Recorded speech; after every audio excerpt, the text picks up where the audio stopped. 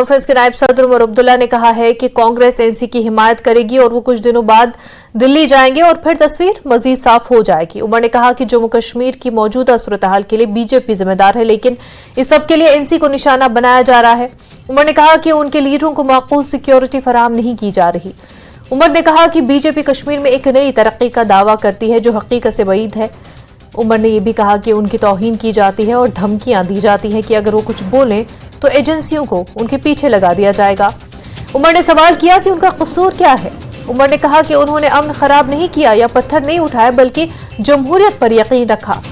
उमर ने गुलाम नबी आजाद के इंतखाबी निशान पार्टी और अपनी पार्टी के इंतखाबी निशान बल्ले को निशाना बनाते हुए कहा कि वो बल्ले और बाल्टी से नहीं डरते।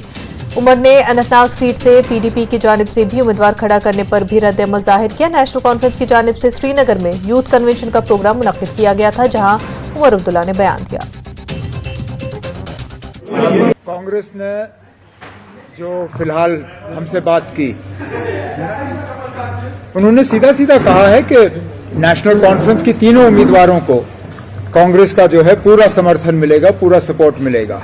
अब कुछ अंदरूनी बातें हैं जो शायद यहाँ पे उनका जिक्र करना इस वक्त पे मुनासिब नहीं होगा, लेकिन एक दो दिनों के अंदर अंदर दिल्ली जाके आपको पूरी तरह से इस चीज को क्लियर कर दिया जाएगा। नेशनल कॉन्फ्रेंस और कांग्रेस जो है वो मिलके इन 5 सीटों पे 5 उम्मीदवारों की कामयाबी के लिए जो है पूरी मेहनत करेगी। आज आपने देखा होगा हमारे सदर जनाब फारूक अब्दुल्ला साहब इस प्रोग्राम में मौजूद नहीं थे।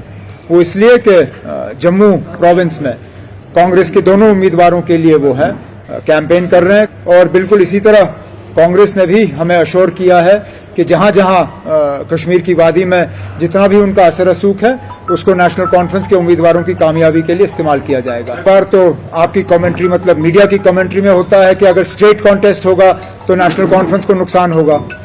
यहाँ पे उम्मीदवार ज्यादा हैं, इसमें भी आपको नेशनल कॉन्फ्रेंस का नुकसान नजर आता है। आप तय करिए ना हमारा नुकसान किस चीज में है। जहां तक इलेक्शन में उम्मीदवार उतारना ना उतारना ये पार्टी का अपना फैसला होता है, उन्होंने अपना फैसला ले लिया। नहीं, सवाल तो आपको ये करना चाहिए कि क्या उनका वोट हमें वैसे मिल भी जाता या नहीं, क्या उनका वोट हमें ट्रांसफर होता या नहीं। आप डीडीसी के नतीजे निकालिए और देखिए कितने वोट ट्रांसफर हुए। क्या उस वक्त वोट पीडीपी से नेशनल कॉन्फ्रेंस को ट्रांसफर हुए या नेशनल कॉन्फ्रेंस से पीडीपी को, या उस वक्त पीसीबी थी, क्या वोट ट्रांसफर हुए या नहीं, उसी से आपको जवाब मिल जाएगा। हम उम्मीद करते हैं कि हालात पे जो है मतलब जिस तरह हमें धोखा दिया गया, जिस तरह हमें बेइज्जत किया गया है, कम से कम और किसी तरीके से नहीं तो वोट के जरिए यहाँ से अपनी आवाज जो है वो बुलंद की जानी चाहिए। और श्रीनगर के वोटरों को ये एक बहुत बड़ा मौका है कि जो एक पॉलिटिकल वैक्यूम सा कायम हो गया था खासकर श्रीनगर के इलाकों में, उसको एक पॉलिटिकल एक शेप देने में।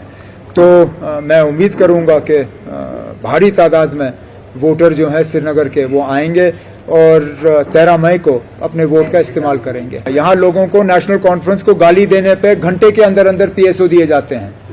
हमारे तो कैंडिडेट के ऐलान होने के 2 दिन के बाद भी कैंडिडेट की सिक्योरिटी में कोई तब्दीली नहीं आई।